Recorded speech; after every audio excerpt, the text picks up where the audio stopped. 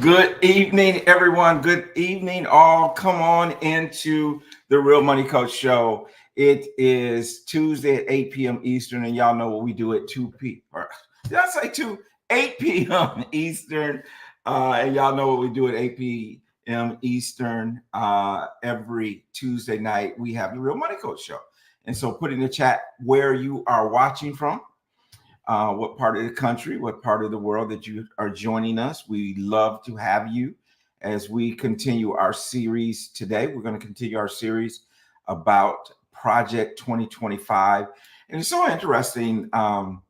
This past week, I was at a master class. Some of you may have saw it on social media, Master P Master Class. Took place in Dallas, and it just a lot of people are interested. And as I run into people, my wife running into people, it's like, what is Project 2025? I heard of it, and you may have even seen some of it being mentioned at the national convention, the DNC. And so what I'm really proud of is that we're digging into it. We're giving people more information about it than probably you ever had thought that you would get. But there's so much there to unpack. And so we're happy to do that. We're happy to continue to unpack that information.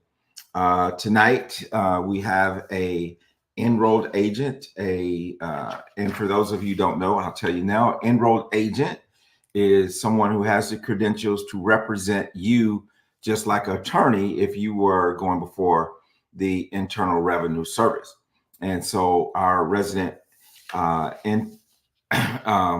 agent on our team is Timothy Day. And so he'll be joining us here in a little bit. And we're going to continue to unpack and give you more information about Project 2025. This particular topic that we're going to talk about, taxes tonight, is found in chapter 22. And if you just Google you can find a lot of information. But before we get all into that, hello, Alice Martin. Nice for you to be here with us. Before we get into all that, let's bring on my co-host, Michelle Mitchell. Michelle, how you doing? I'm good. How are you, Tony? Good. Michelle, I've been seeing some of your posts and stuff, girl. You got some things going. I feel like this momentum you have. Tell me how you feel. Well, we're trying to create momentum over here. So yeah. Job well done. Job well done. Thank you. Lauren doing her post and you doing your post and that type of thing. Yeah. So that's pretty awesome. Yeah. So let's talk a little bit about. Did you watch all of the DNC or some of it last I watched some of it. I caught bits and pieces of it. Okay. Unfortunately, I didn't even see Kamala's. You didn't see hers. Okay. It was good. It was good. I did not. I got a phone call right before that, and I kind of missed it. So you kind of missed it. Well, yeah. I'm sure you can go back and see clips of it. Yes. But they had some great speakers, a lot of momentum coming out of, speaking of momentum, right? A lot of momentum for Kamala Harris and her campaign coming out of, the DNC last week. And I'm looking forward to seeing some of the debate. So am I.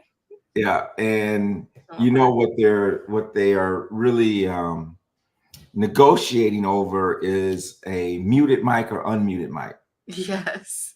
So it's kind of interesting to me that his campaign wants the mics muted, and they're saying, no, unmute the mic. I wonder why.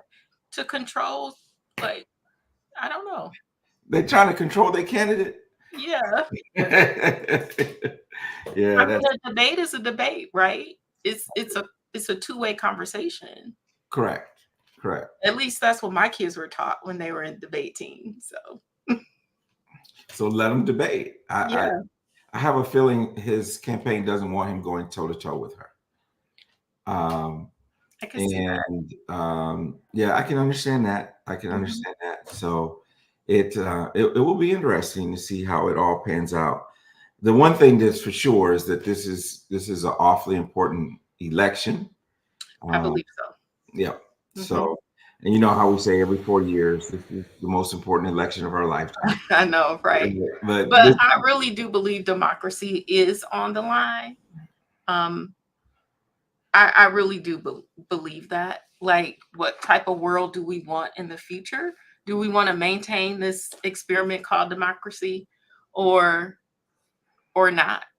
And mm, the country gets to decide. That's what I think.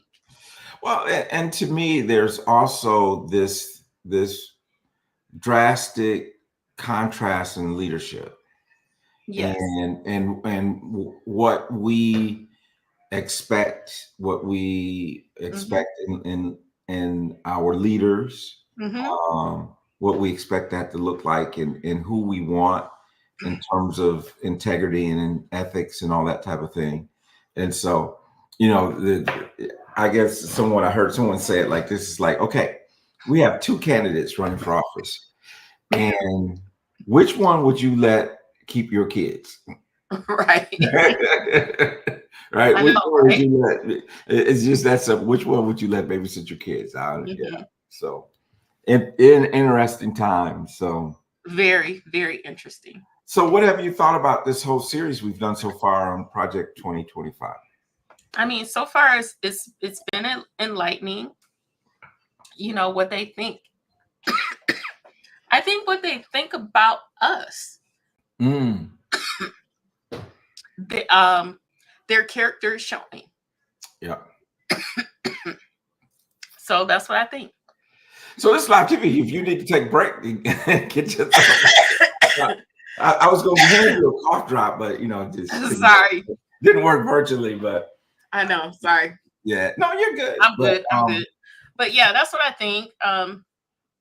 Characters showing, if you want to go back to the 30s, 40s, 50s and how women were treated, mm, like from a woman's standpoint, like I enjoy my independence. I enjoy the freedoms that I have to make decisions for myself. So, um, I think growing up in the 80s, we were coming out of that, and it's just been ingrained in me to be independent. And mm. even though I've been married for 32 years, I am an independent woman. You can ask my husband that. I did. He didn't agree. No, I'm just. Whatever. So I believe in that. And the way I raise my daughter is for her to be independent, have her own opinions and thoughts about things and not allow people to, control what she does. Like she is able and capable of making decisions for herself. And that's how we raised her. That's how we raised our son. Mm-hmm. So it's not gender specific in our family. So I would like to maintain our independence, Yeah. um and being able to decide for ourselves what we want. Yeah. Yeah. Mm. I think that's so important. As you mentioned, having the independence and the freedom to make our Mhm. own decisions. And when we start taking away a person's rights, Mhm. where do you draw the line?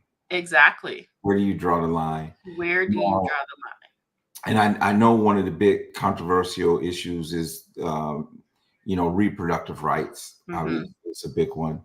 And I think regardless of me, the whole abortion issue. Good evening, Sheila. Hey, Sheila.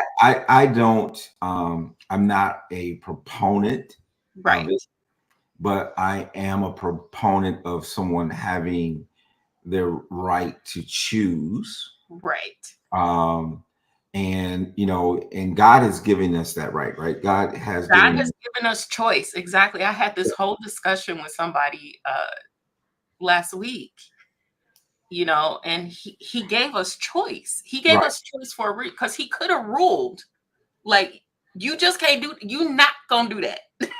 you know I am not going to allow you to do I'm that. not I'm not going to going to allow you allow to you to do do that. that. But he Right. gave us a free choice of will that we He could did. choose between what is right and what is wrong. Right. We can And choose him or not choose him, and he gave us life. yeah, Right. right. So, So and that's my feelings on it. I mean, my feelings are is, and I one of the quotes that I like about Martin Luther King, he said that you can't legislate a man's heart, Right. and you can't have laws that will tell people what to do. And when we shouldn't put our right or wrong on someone else, right? Hmm. Now, and so I think that's it. I think that's very important. And Hmm. there's so many, all the things that we see, the different things that we see on TV, they are really, we're just, there's surface issues, right? Yes. There's so much deeper than what we see in terms of, people holding signs or saying, this or that. It's all much deeper than that. Oh yeah, for And sure. so it will be very interesting in the next 70 days or so to Hmm. see how all of this pans out and all that good stuff. And so I've actually recommended for a couple of people to go back and watch our two previous shows, one on the Department of Education, and then the other one last week where we were talking about criminal justice. Right. Um, so I do just really recommend people go back and because it I was do great recommend information. that. Yeah. I do recommend. Hello, Ruth Bell. Thank you for being here this evening. And so tonight, like we mentioned, we're going to go into the taxes and Hmm. what's there in terms of Department of Revenue. Um, and as I mentioned, we have Timothy Day, enrolled agent with the IRS and the owner of Day One Financial. And so we're going to take a couple commercial breaks. Hello, Kimberly and Dr. Anita Harris as well. We're going to take a couple commercial breaks and we'll come back with Timothy and we'll let him educate us a little bit on some of the tax things that are in Project 2025. So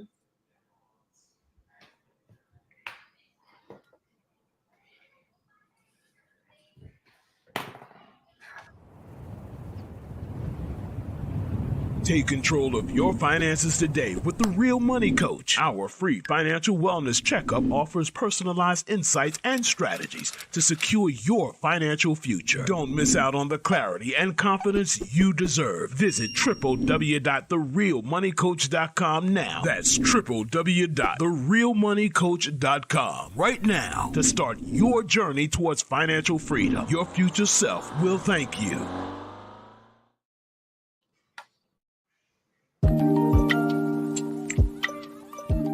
do you have passion for your business but feel like your finances are falling short? Running a business takes more than a great idea. It takes a solid financial plan. Mitchell Consulting can help you turn your passion into profit with their financial advisory services. Get the financial guidance your business needs. Contact Mitchell Consulting to learn more about their passion to profit capabilities.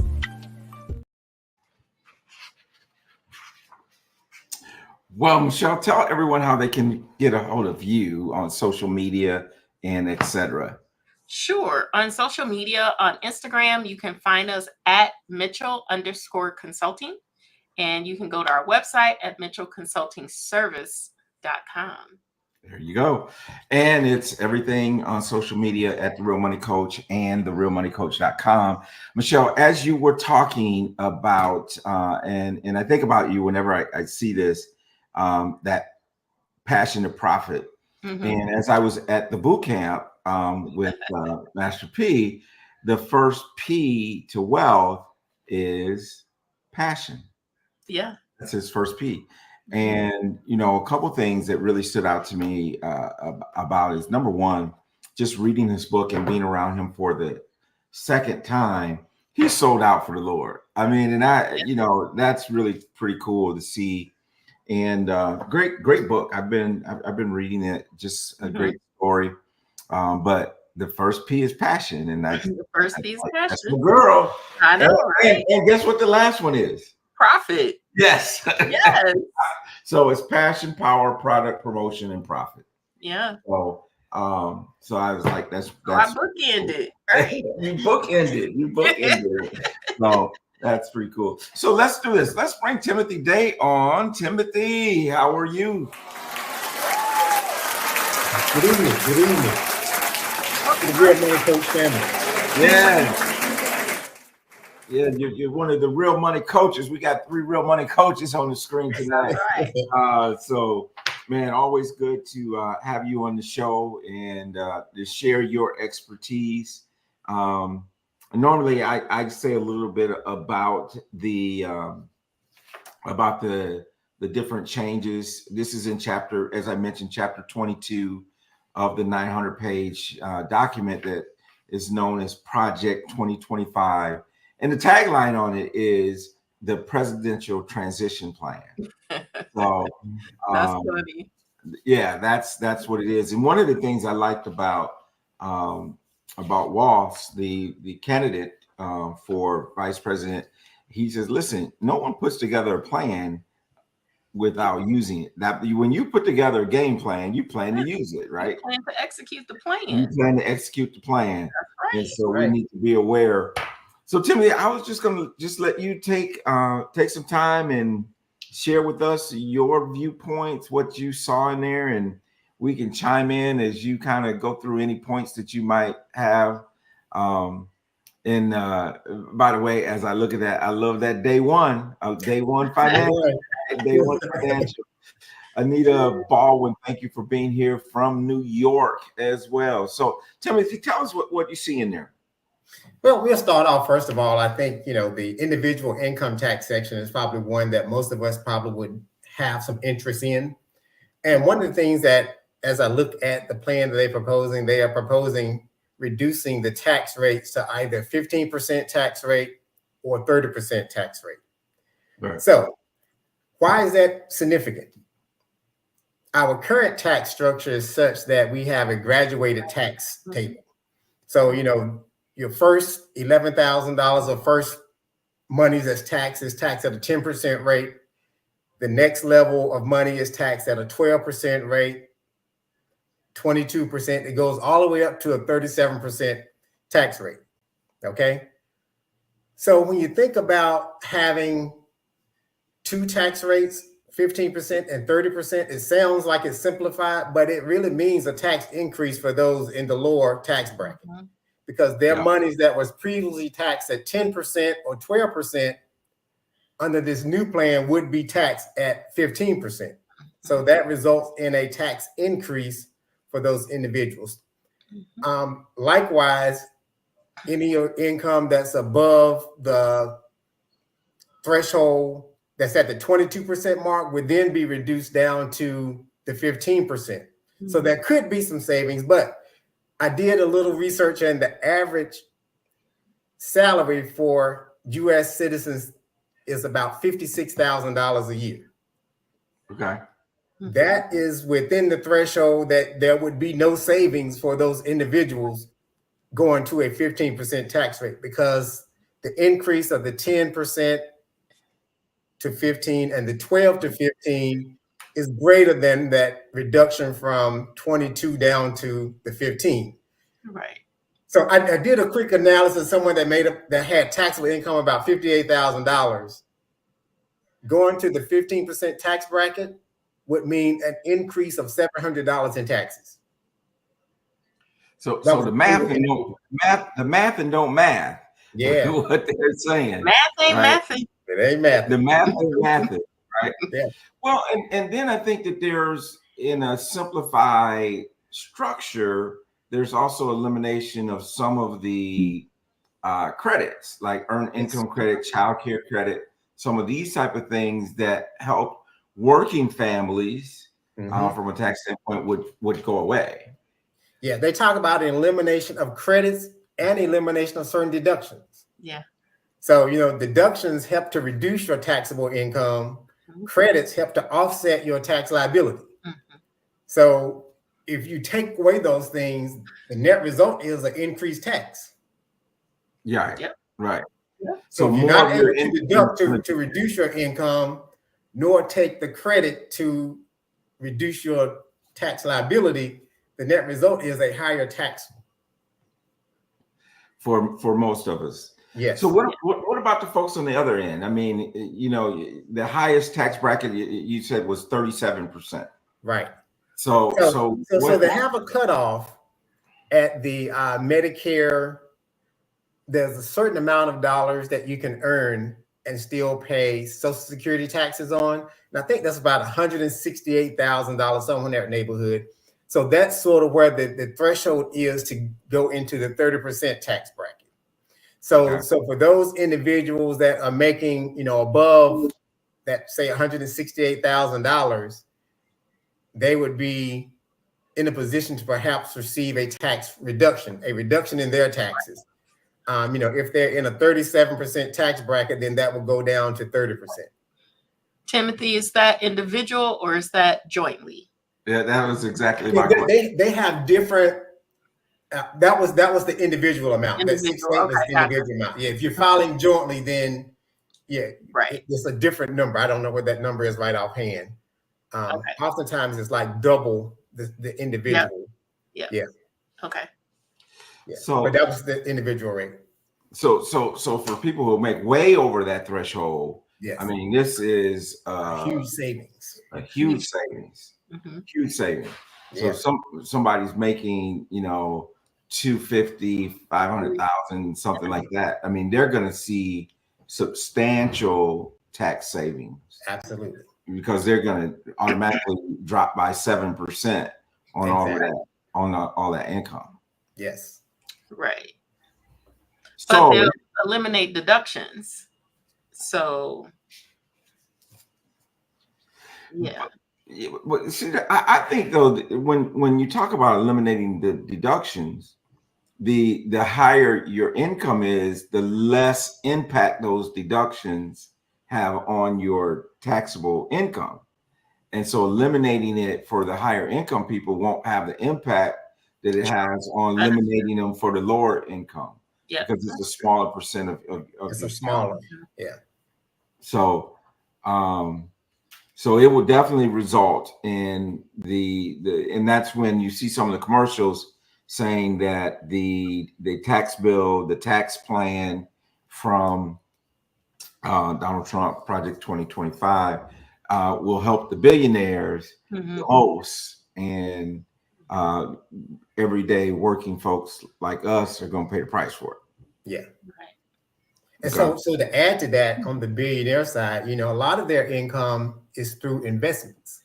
Mm-hmm. So, you hear stories about, highly wealthy individuals having a tax rate that's less than their secretary, that type of thing. Because that's what what's his name says. Why am I drawing a blank on his name? You know what I'm talking about? The investor. Buffett. Yeah. Warren Buffett. Yeah. Buffett says that he pays a smaller tax rate than his secretary does. Yeah. Mm-hmm. And so right now the capital gains rate is 15%, and it could go up as high as 20%. Okay. So they're looking at changing that to just a flat 15%. Mm. So it won't go up.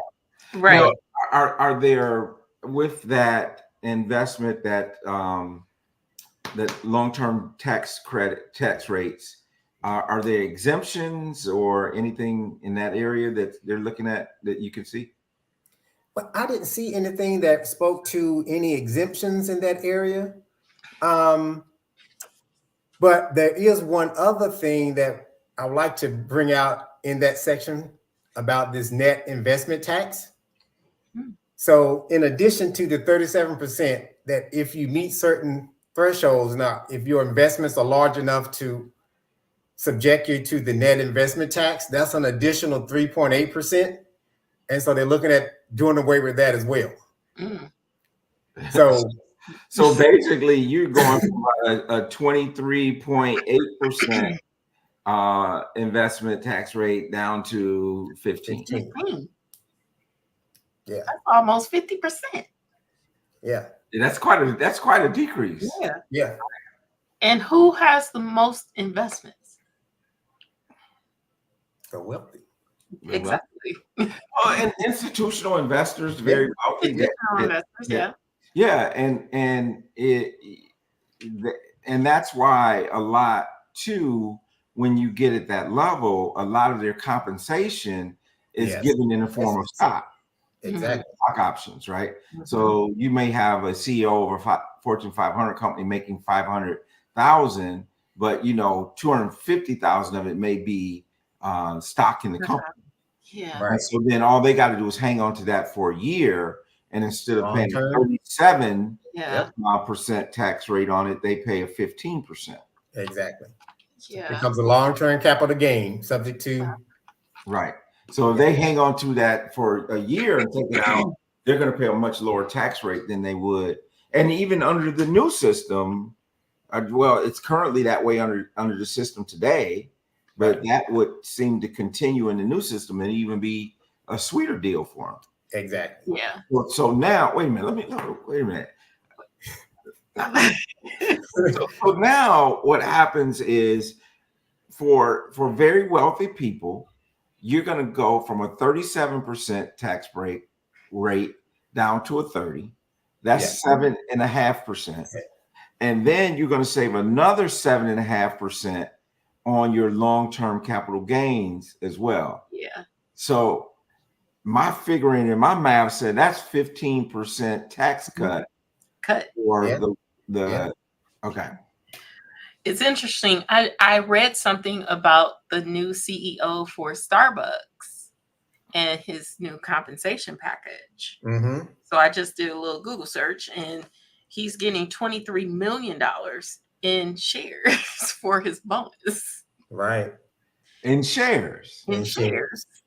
So, okay. Right. Hang on to that for a year. Exactly. And if you even cash it out in a year, you're going to be paying much less tax. Yeah. Much less in taxes. Yeah. Very interesting. Very interesting. So, But then mathing for them. Yeah. Right. But then it gets even sweeter, on the corporate side. Okay. Under the Tax Cut and Jobs Act, the corporate tax rate was a flat 21%. And remember, in that particular bill, the corporate tax rate did not have a sunset date. So it was evergreen to remain at 21%. 21%. So they're proposing in Project 2025 to reduce that from a 21% tax to an 18% tax. So I did a little research. So I looked at the Dow Jones 30. So the 30 companies in Dow Jones. So I looked at what were their net earnings for 2023. So for those who may not know, Dow Jones is your 30 largest publicly traded companies in the United States. Yeah. Okay. So like Coca-Cola, Walt Disney, Nike, IBM, the 30 largest. Okay. Yeah. So tell me what your research showed you. So research showed that if I add up the net income from those 30 companies, their net income totaled $471.6 billion. Okay. At 21%, their tax would have been $99 billion.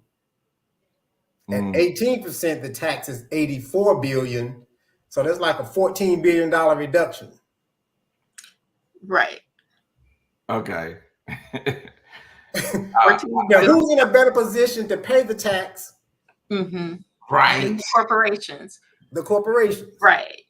And just so people understand the way government works, government collects taxes so that they can fund programs and infrastructure and the military, right? Yes. Right. So if you have how much billion less? 14 billion. 14 billion less. That they got to cut it from somewhere. What programs are they cutting? Well, and okay, so and y'all who are watching, I know we nerding out, right? Yeah. I know we're nerding out on you tonight, right? But it's important that you understand the bottom line is okay. So there is discretional spending and non-discretional spending when it comes to our government. The non-discretional spending is Social Security, Medicaid, Medicare, interest on the national debt, which make up over 90% of every dollar collected by the Internal Revenue Service. And so now we then have this other piece where we got the rest of that money is what we fight over, right? That's what we talk about, what programs.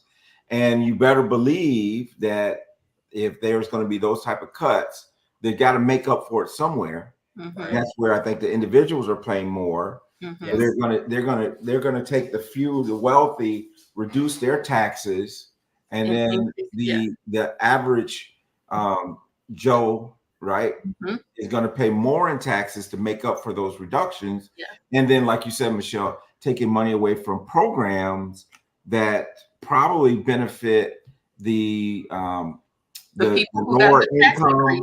Mhm. the marginal communities, like Mhm. like the African American and Hispanic community, even probably some of the programs that support women health, community health. All these programs really could suffer under this new tax code because it just won't be as much money available. Right. Yeah. So should we really be paying attention to this stuff? Oh, Yes. Absolutely. absolutely. Wow. And then, I also was reading a little bit about the estate and gift tax exemptions on there. Did you look at that at all? Yeah, I looked at some of that. The estate tax section, there's a huge exclusion right now for estate taxes. I want to say it's like 14, 15 million dollars in terms of exclusion for estate taxes. I don't recall what they're. Yeah, they're looking to.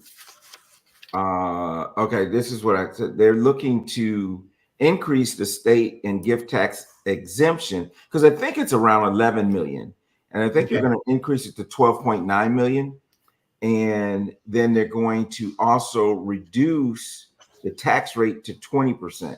I don't know what it is currently, but it looks like on large estates that there also will be a reduction in the tax estate tax. Yeah. So let me do this because I think this is a good point to I want to put a pin in this right here.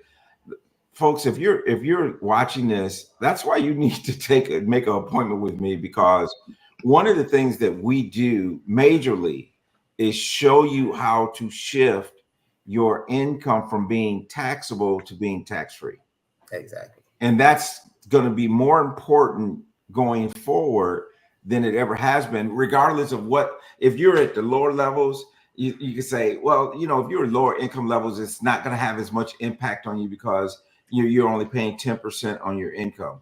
Well, now you're going to be paying 15%, and you're going to have more of your income being taxed. So it's even more important to utilize the tax code, putting your especially your retirement funds into something that's going to be tax-free. Now, to make a point here, also, when we talk about estate taxes, and we're talking about 11 million currently, 12 million exclusion, it does not count your 401k, your TSP, your pension does not count in that exclusion. That's going to be taxed regardless of how much it is. If it's $1,000, they're going to pay taxes on it, right? So, so it's very important to schedule an appointment with us. We need to talk about how we can help you mitigate some of the taxes. And I tell people this is it's kind of like insurance, right? Well, I guess it's insurance, but it's like you can't wait for your house to be on fire to buy a policy. You got to start putting those things in plan now before the house is on fire. Yeah. Right. But Tony, also to your point, for those that are in the lower and middle class group, that tax increase is much more burdensome because when they go to the grocery store, to the gas station, they don't get any type of discount. Right. Mm-hmm. Okay. So we already seen that they're going to have a higher tax liability because that 10% is now going to be paid at 15, the 12 is going to be paid at 15. So they're going to have paid more in taxes. So that means there's less disposable income. Right. But everything that they purchase, you know. So you mean to tell me I can't go to the gas station and say, hey, I'm in a higher tax bracket, so I need my gas prices to be lower. Right. They're gonna laugh at you. Exactly right. Yeah. So the impact of the percentage that I pay for everyday living expenses, yes, you're saying for people who are lower income, that's going to have a greater impact than someone who's wealthy that may not feel it at the pump. Exactly right. Anyone else? Exactly right. Yeah. Interesting. Yeah. Never, didn't really think about that part of it. So anything else in there that you saw that was? Yes, there was another section that they talked about benefits. You know how most employers, as if you have health insurance, they get to deduct that. The employer may subsidize that health insurance. You as the employee might have a portion that you pay, but that's oftentimes subsidized by your employer. So they're talking about transitioning away from that and just basically increasing one's salary to basically buy those services. I'm assuming on the open market. They didn't say that specifically, but the group that's proposing this, are the ones that want to do away with the Affordable Care Act.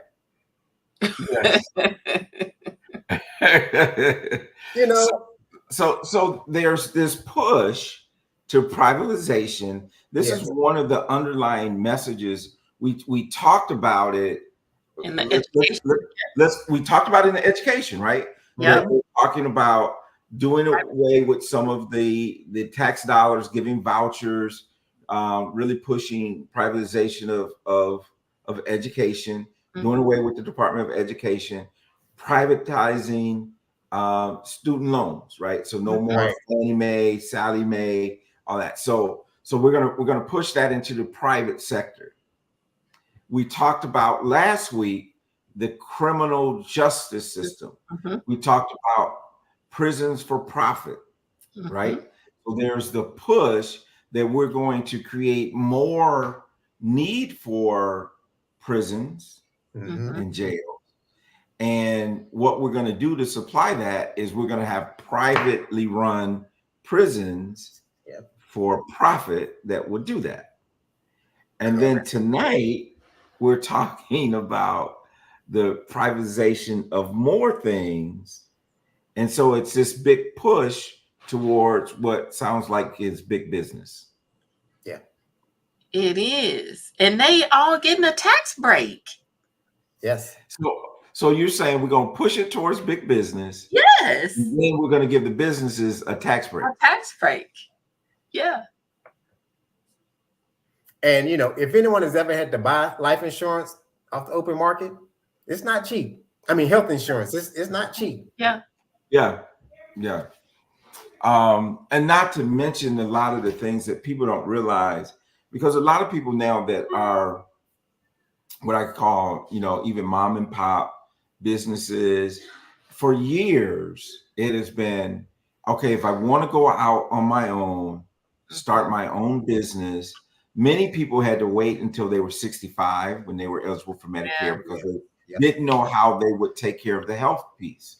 And it's not the thing about health insurance, folks, it's not necessarily the premiums. The premiums is tough enough, but it is, if I have to self-insure, what is that going to cost me? The risk of not having the insurance. And so with the Affordable Health Care Act, which I thought it was interesting, Obama's one-liner, right? Yeah. As it becomes popular, they don't call it Obamacare anymore, but the Affordable Health Care Act leveled some of that out. So if you're working with one of your clients, both of you, work with businesses, and now they want to go out on their own, they want to get off of the corporate plantation, or however way you want to say it. Right. One of the big issues is always, how do I get health insurance? But under the Affordable Health Care Act, now I can get health insurance. I don't necessarily have to worry about pre-existing conditions, Correct. and it's accessible and more affordable. Yeah. But if you do away with it, it's going to make it harder for the small businesses to make those leaps of faith, leaving their employer and their employer's plan and going out getting something on their own. Yeah. Yes. And also remember, the Affordable Care Act also did away with the lifetime limits.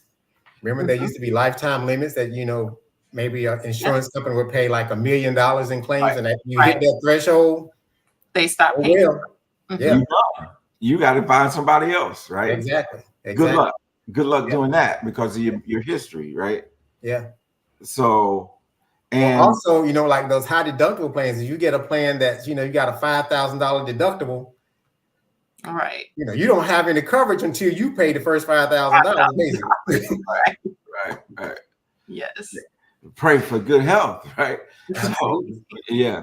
But then our people are probably living in food deserts where they're surrounded by fast food places, the things that are just not healthy for you. Which contributes to your ill health. Exactly.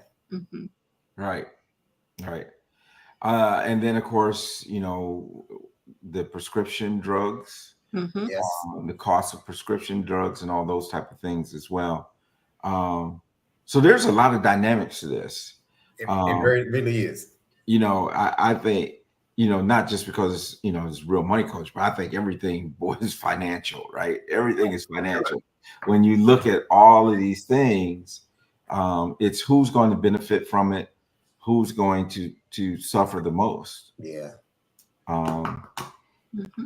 So, which is also, this is kind of a little bit off topic, which makes me just really kind of irk a little bit at our whole election system, because when you think about it, it's not the popular vote that gets you even in office. Right. Presidential.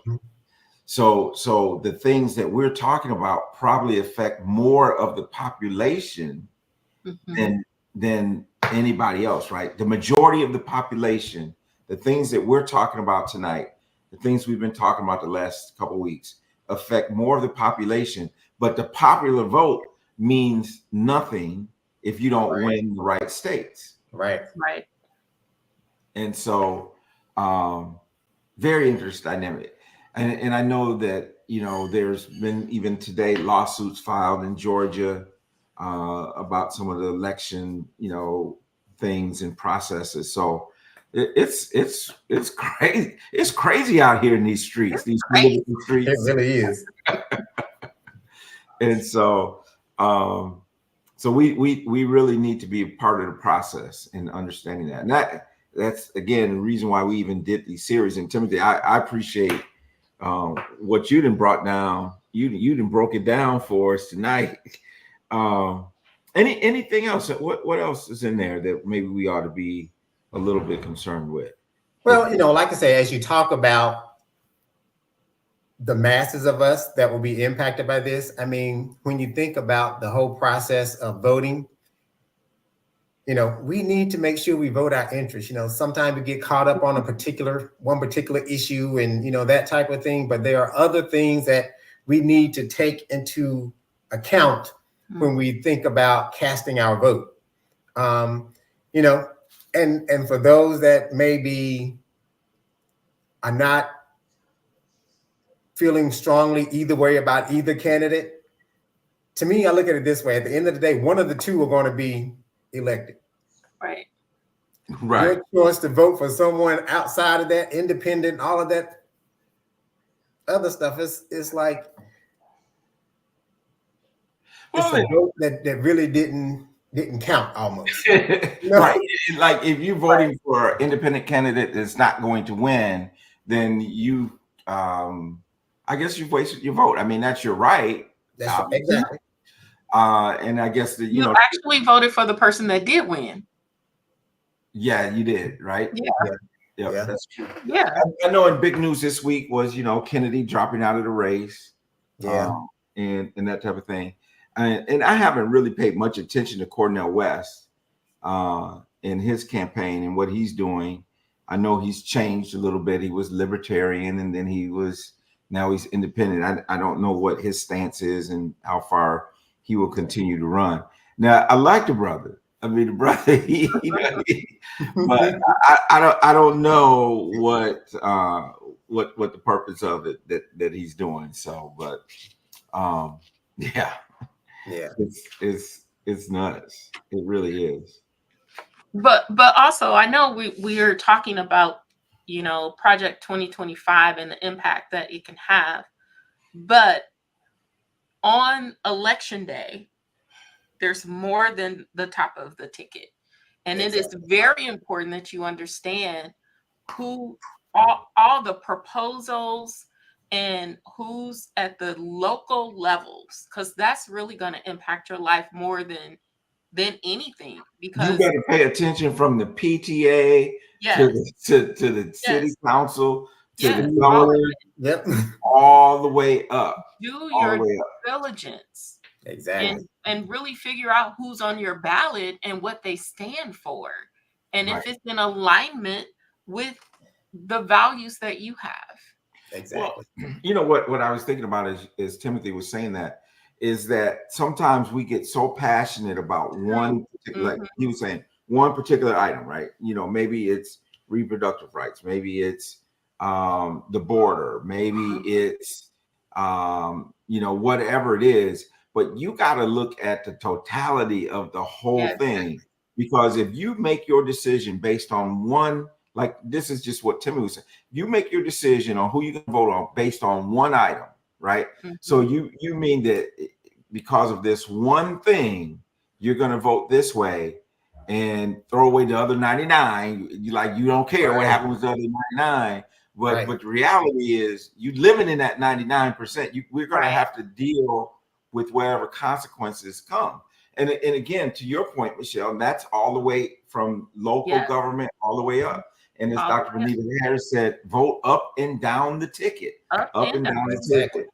Sheila talked about good information tonight, the rainmakers in the house. And so we got all this stuff going. And to me, we have a responsibility. We have a responsibility to cast our vote in the most intelligent, informed way that we can, and understanding that they do not want us to be informed. This is the interesting thing. I'm gonna shut up, but this tonight got me on the news. They were interviewing. Oh my goodness. I don't know if it was state or national, but it was, I think it may have been local. I can't remember, but they were interviewing the Board of Elections. And the guy was saying that if you're getting text messages encouraging you to register and vote, that's not coming from us. Now, think about the subtlety of that message. Here's the Board of Elections saying, if you get a text message encouraging you to vote, that's not coming from us. That's up to you. That's totally your choice. Now, that sounds like to me someone who doesn't want you to vote. Exactly right. Yeah. Right? Yeah. How are you going to be the Board of Elections and not encourage people to vote? Right. What's your agenda? Exactly. What's your agenda? What's your agenda? Yeah. And also to those that feel their vote doesn't count, if your vote really didn't matter, would they fight so hard to keep you from voting? Keep you from voting. Absolutely. Right. Yeah. Right. And I know here in Michigan, because we have smaller counties, there have been people on the ballot that have won by one vote. Yeah. One vote matters. You know, because we have smaller counties. You know, maybe it's only 500 votes was cast, and you know, one person only needed one more vote. One vote. Yeah, one vote. Yep. So it matters. You know, one vote. You can sway it one way or the other, right? Right. So make sure your vote is heard. Even in the tax code, Timothy, Yeah. if the threshold is $1, that Yeah. $1 Yep. can put you in a higher tax bracket, They right? sure can. $1 under the $1. private 25 could move you from 15 to 30. 30. Right? $1. So don't. And we'll be asking Timothy, is there any way or have a deduction or something to reduce that dollar? There'll be like a certain candidate say, I need to find 11,000 votes. Right? Can you find me one more dollar of credit tax return? I need one more. But yeah, it is serious, and it's just good for us to be involved in the program, right? Nita says that's your power, it's your voice, it's your vote, right? Exactly. One vote. Sheila said, one vote, Mhm. one vote, and like you said, if our voting wasn't important, number one, they wouldn't have kept it from us so long, and they wouldn't be trying to suppress it now. And I think one of the things that we are going to do is we're going to have someone to come on and talk about the suppression of voting and what can be done. And I think we have someone lined up from the state of Georgia. There's an interesting thing going on in Georgia right now, too. Yeah. So we're working on that. We're working on getting that person on the show to talk about the efforts to suppress the vote. I think this has been great information, Timothy. Thank you again. Absolutely. Any last words? Like I say, be mindful of when you cast your vote. Look at the entire picture. But I do encourage you to go vote. Take somebody else with you when you go to vote. Pick up cousin in them, right? Exactly. That's right. That's it right there. That's it. Like and to that point, the Voting Rights Act is something that has to be continually adopted. Mm-hmm. So it's sunsets. Exactly. It sunsets. Yeah. Exactly. It's sunset. And that was one of the interesting things that you brought up tonight that I didn't realize is that some of the corporate tax cuts do not have a sunset. Right.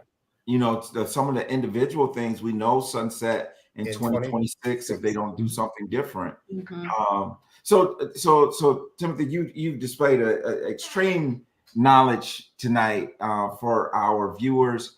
If they wanted to engage with your services, just tell them how they could do that. You can reach me on my website at www.day1financial.com. Day One Financial. Tell us how that name came. We happened to be in Atlanta, and we were at the Level Up conference there, and there was a presentation done, and The Rock was talking about, how the beginning of the year, oftentimes, people are making, New Year's resolutions, I want to lose weight, or I want to start saving, that type of thing. And oftentimes we start off the year good, but, I'll get to it one day. Mm-hmm. One day, which means that one day you just keep kicking the can down the road. Mm-hmm. So he said, let's flip that around. So this is day one. So in terms of our financial health, where you start isn't necessarily where you need to end. Mm-hmm. So make today your day one in terms of getting your finances in order. Day One Financial. There he is. Day One Financial. There he is. Day One Financial. Timothy Day in the house. Always a pleasure. Yes, sir. And my baby said we need to mentor people to vote because the process can be intimidating for some. Yes. And that is so true. And so we need to shout it from the mountaintop. Let's get it done. Let's get it done. Let's make it happen. All right, let's do it. With that, Real Money Coach family, thank you for joining us. Please spread the word that we're talking about Project 2025 for another 4 weeks, and then we just want you to be informed. With that, God bless you. Make sure you subscribe to our YouTube channel. Matter of fact, if you're not subscribing, go out there and subscribe it now. Invite others to do the same. My name is Tony Jackson, Real Money Coach, with my co-host Michelle Mitchell, Mitchell Consulting, and my boy Timothy Day, Day One Financial. Y'all have a good night. Good night. Good night.